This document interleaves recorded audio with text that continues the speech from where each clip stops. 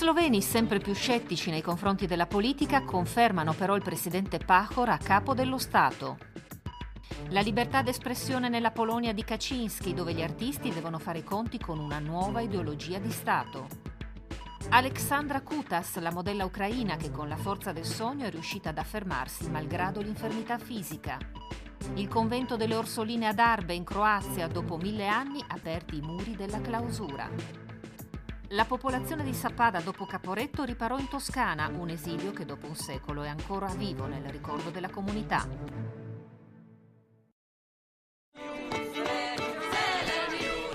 La Slovenia è una democrazia giovane con poco più di 2 milioni di abitanti. Il prodotto interno lordo nei primi 3 semestri di quest'anno ha superato il 4%, una situazione economica positiva che però sembra allontanare gli sloveni dalla politica. Per le elezioni presidenziali gli elettori hanno confermato il capo dello Stato uscente, Borut Pahor, elezioni anomale nel ballottaggio in cui il socialdemocratico Pahor con il 53% dei voti ha battuto Marian Šarec, un ex comico ora sindaco della cittadina di Kamnik. Si è recato alle urne soltanto il 42% degli aventi diritto. Per l'europeista Pahor ha votato quindi soltanto uno sloveno su 5. Questa coppia spera soltanto che dopo le elezioni le cose cambino in meglio e che Pahor, il presidente confermato, mantenga le promesse fatte.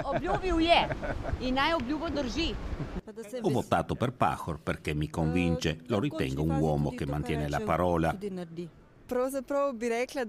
Questa mamma invece ci confida di avere votato contro l'attuale presidente e di averlo fatto perché comunque sperava in un cambiamento. La Slovenia, è convinta la signora, ha bisogno di qualche novità. Nella campagna elettorale i due contendenti non hanno mai alzato i toni o usato argomenti offensivi. Era assolutamente sorprendente perché era fuori da tutte le linee europee delle elezioni di quest'anno.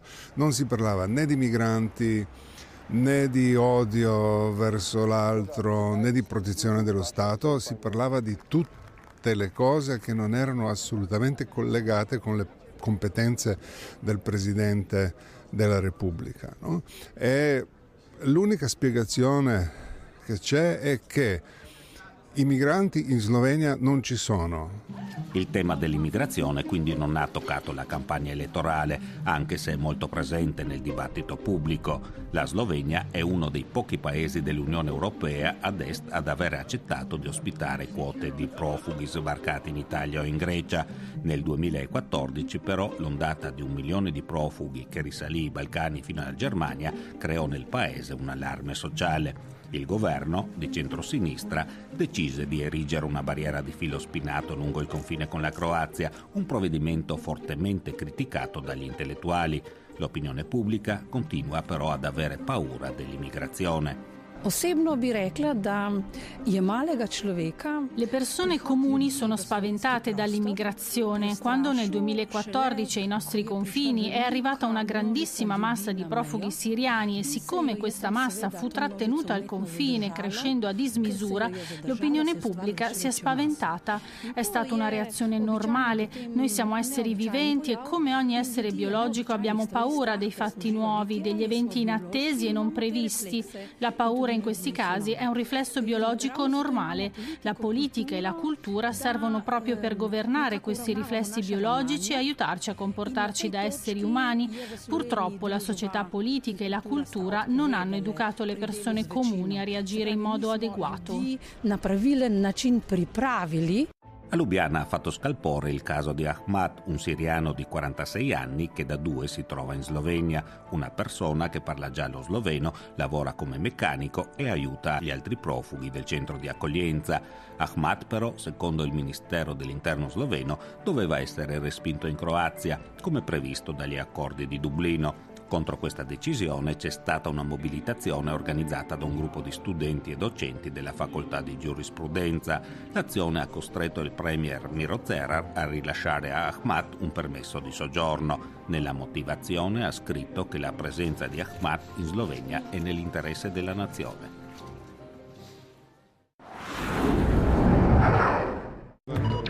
Il Tribunale Penale Internazionale dell'Aia per i crimini nella ex Jugoslavia emetterà mercoledì 22 novembre la sentenza di primo grado a carico dell'ex generale Ratko Mladic, capo militare delle forze serbo-bosniache ai tempi della guerra di Bosnia. Mladic è accusato in particolare del massacro di 8.000 musulmani a Srebrenica e dell'assedio di Sarajevo. Mladic, che ha 74 anni, rischia l'ergastolo. L'ex generale, conosciuto per la sua ferocia, è stato arrestato dalle autorità serbe nel maggio del 2011 dopo una latitanza durata oltre 12 anni. Il processo a suo carico cominciò un anno dopo all'Aia. Il governo serbo nei giorni scorsi ha chiesto il rilascio temporaneo di Mladic per ragioni di salute.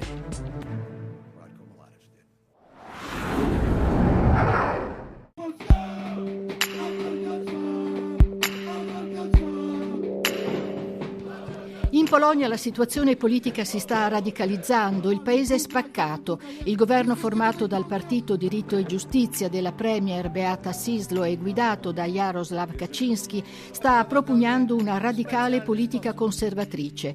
La Polonia di Kaczyński insieme all'Ungheria di Orban è uno dei motori della nuova politica anti-europeista che sta dilagando nella parte orientale del vecchio continente. A Varsavia c'è però chi riesce a sorpassare Kaczyński a destra. L'11 novembre, per l'anniversario dell'indipendenza polacca, 60.000 attivisti dell'estrema destra e naziskin hanno sfilato nel centro della capitale polacca scandendo slogan antisemiti e contro gli immigrati islamici. Un'atmosfera opprimente che si specchia nei lavori degli artisti polacchi. È il caso di Bodo Cox, regista premiato al Trieste Science Fiction Festival per The Man with the Music Box.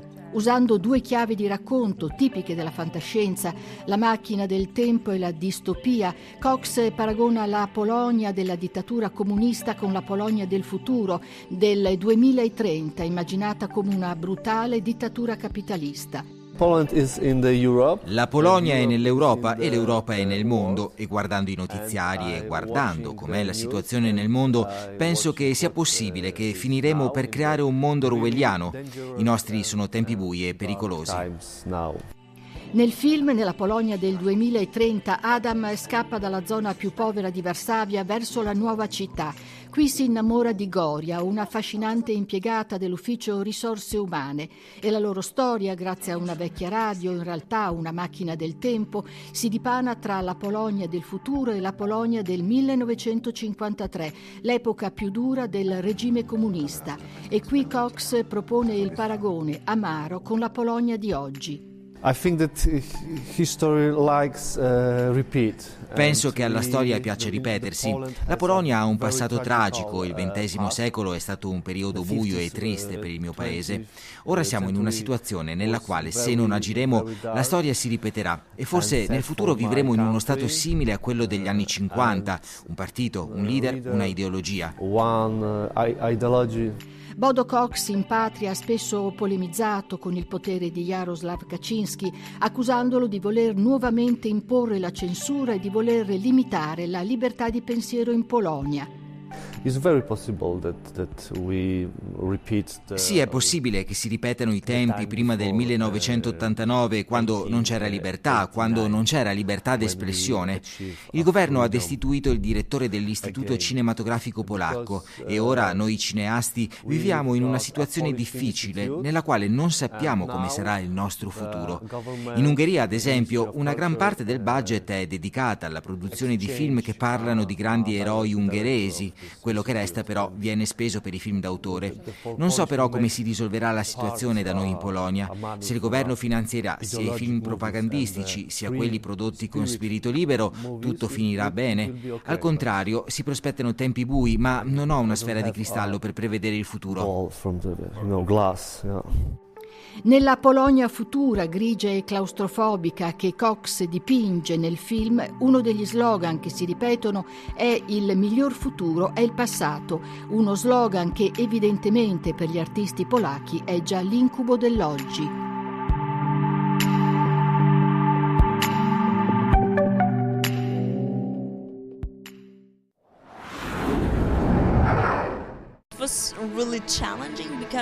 È stato molto difficile. Il sogno è cominciato 17 anni fa. Volevo a tutti i costi fare la mia prima sfilata in Ucraina. Ho cercato per anni uno stilista che riconoscesse la mia professionalità, ma l'ho trovato soltanto pochi mesi fa. E quando riguardo le foto non riesco ancora a credere che sia successo tutto davvero. Il suo sogno era il sogno di molte ragazze, non solo ucraine, sfilare un giorno sulla passerella di uno stilista famoso. Ma Alexandra Kutas non è una modella come le altre perché lei non può camminare. Confinata su una sedia a rotelle della nascita, Alexandra ha imparato sin da bambina che ogni passo è una conquista, soprattutto in un paese in cui i disabili devono affrontare ogni giorno la mancanza di un sistema assistenziale, l'indifferenza delle istituzioni e spesso anche la diffidenza delle persone. È un modo per mostrare la diversità anche nel mondo della moda. Penso sia un grosso passo. Le persone stanno diventando di mentalità più aperta. Per molti adesso non è più così difficile immaginare una modella sulla sedia a rotelle. E poi è persino divertente, la gente ormai mi riconosce per strada, mi dicono sei tu quella modella.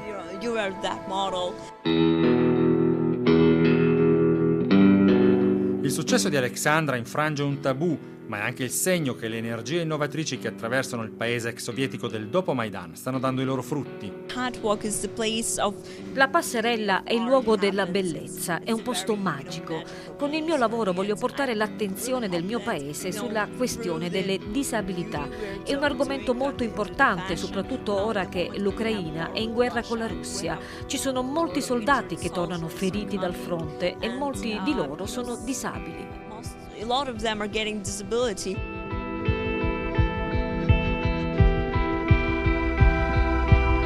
Quello della disabilità è un tema tutt'altro che maturo in Ucraina, un tema relegato spesso ai toni compassionevoli. Di recente l'opinione pubblica si è divisa sulla questione di Yulia Samoilova, la cantante disabile russa candidata a rappresentare Mosca all'Eurovision Song Contest, a cui è stato vietato l'ingresso in Ucraina per aver tenuto un concerto in Crimea.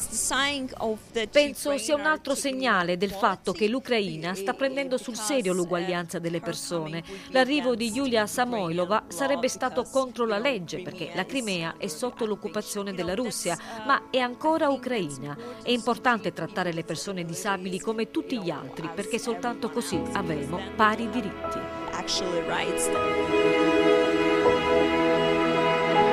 Il sogno di Alexandra si è avverato, ora è il momento dei sogni di tutti gli altri ucraini.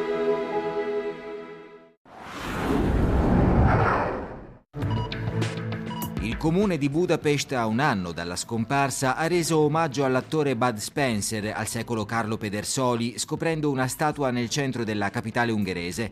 Il bronzo, posto in una zona pedonale, è alto circa 2 metri. Alla cerimonia, molto partecipata, erano presenti anche i familiari dell'attore scomparso.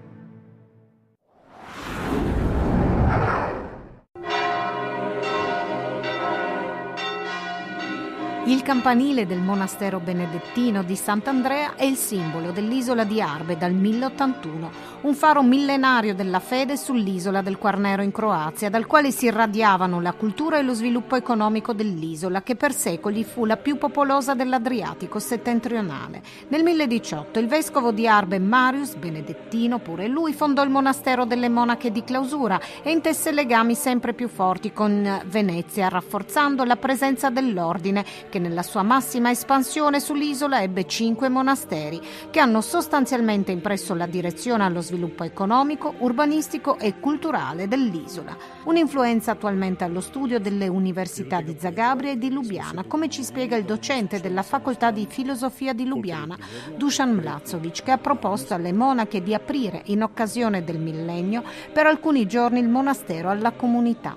Una proposta accolta con entusiasmo dalle benedettine, rivelatesi ciceroni eccezionali, e dalla popolazione, anche perché il monastero, in pieno centro di Arbe, non fu avulso dalla vita della comunità, neanche negli anni più bui del regime di Tito, quando a poche miglia dall'isola era in funzione la prigione dell'isola Calva o Goli Otok. Lo racconta la madre priora Giuseppina, nativa di Cherso, che ha passato gli ultimi 37 anni nel monastero. Nel tempo del comunismo, dove qui è il luogo più pesante, credo, della nostra diocesi, siccome c'erano anche le prigioni qui, no? E allora la gente era piena di paura, ma da noi si lavorava, si faceva da lana, qui avevano tutti la lana, e allora con questa scusa dicevano tutti i problemi e le monache sapevano tutto. E allora anche la notte venivano alcuni di nascosto a sposarsi, a battezzare. Fuori erano anni durissimi e qui nel parlatoio le donne potevano aprire il proprio animo, ricorda anche la badessa Marina che racconta quel periodo senza rancore. Un sentimento che le monache anche nella vita quotidiana superano con una profonda serenità d'animo. Abbiamo detto di sì e siamo venute qui a fare questa vita che è bellissima per quelli che hanno vocazione. È anche spiegato che a volte può esserci anche qualche dissidio anche all'interno di un convento. Come siamo soltanto le donne, no? Allora vengono così anche le stanchezze, certe emozioni che proprio ti vengono, come si dice, litigazioni o così. E poi entri in se stessa e dici: ma cosa sto facendo? Cosa mi è successo? E vai subito dalla sorella, chiedi perdono, no? Perché hai capito che hai fatto male, no? E non solo male alla sorella e a se stessa, ma anche male alla Chiesa. L'auspicio degli storici di Zagabria e di Lubiana e delle monache stesse, che hanno avuto un forte sostegno nel rinnovo del laboratorio da parte dell'Associazione Stella Matutina di Verona, è di riuscire ad asportare strati e strati di anonimo intonaco dalle colonne e dalle volte della chiesa, riportandole allo stato originale del XII secolo. Un intervento che comprenderebbe anche l'asportazione del pavimento degli anni 30, riportando alla luce il lastricato originale.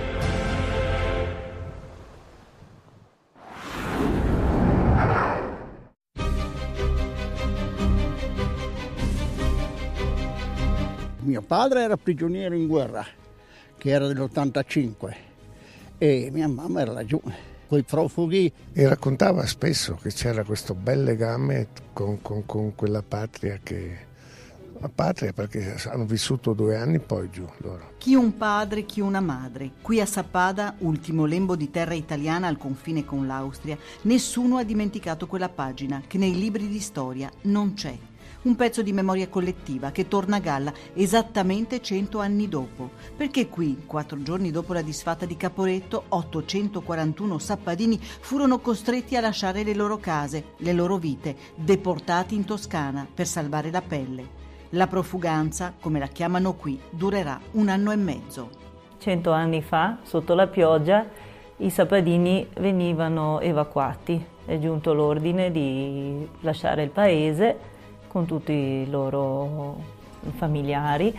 Gli averi no, perché sono stati requisiti il bestiame, ciò che avevano, e quindi gli hanno detto: andate, che verrete verso il Cadore. Quindi sono stati raccolti all'inizio a Santo Stefano e poi a Calalzo hanno preso il treno con una tradotta. Un lungo viaggio da Calalzo ad Arezzo, 475 chilometri lontano da casa. Italiani un po' tedeschi che arrivano in Toscana, uno scambio culturale non facile per dei profughi. All'inizio per niente, come anche oggi i profughi erano visti in malo modo. I nonni ricordano sempre questa frase: ti faccio mangiare da un profugo, che dicevano i toscani. Poi naturalmente hanno visto che questa gente, queste famiglie erano solo spostate dalla loro casa e erano dei lavoratori, brava gente, e quindi sono poi andati d'accordo. Non fu facile per questi montanari, forse nemmeno per gli aretini, usi e costumi diversi, perfino il cibo fu una scoperta. La nonna ricorda sempre che faceva più di un poggio per andare a prendere il latte e che i bambini la mattina, i bambini toscani, bevevano il vinello, oppure tanta frutta e verdura, i ragazzi che si arrampicavano sugli alberi per prendere le ciliegie o rubavano l'uva nelle vigne, perché qui non esisteva niente di tutto questo. Molti sappadini nel 1919 sono tornati, altri sono rimasti, si sono sposati e messo su famiglia. Forti legami fra le due comunità, sancite ora da un gemellaggio. Diciamo che questa storia è sempre stata raccontata e mai scritta. E quindi quando appunto abbiamo avuto l'occasione del centenario della Grande Guerra abbiamo voluto in qualche maniera iniziare a fissare le memorie di persone che oramai non ci sono più e quindi una storia dimenticata nell'ufficialità ma sempre ricordata nei racconti alla fin fine, a prescindere dai colori, dalle lingue è bello, e dai confini è bello sempre confrontarsi con le persone di altri posti.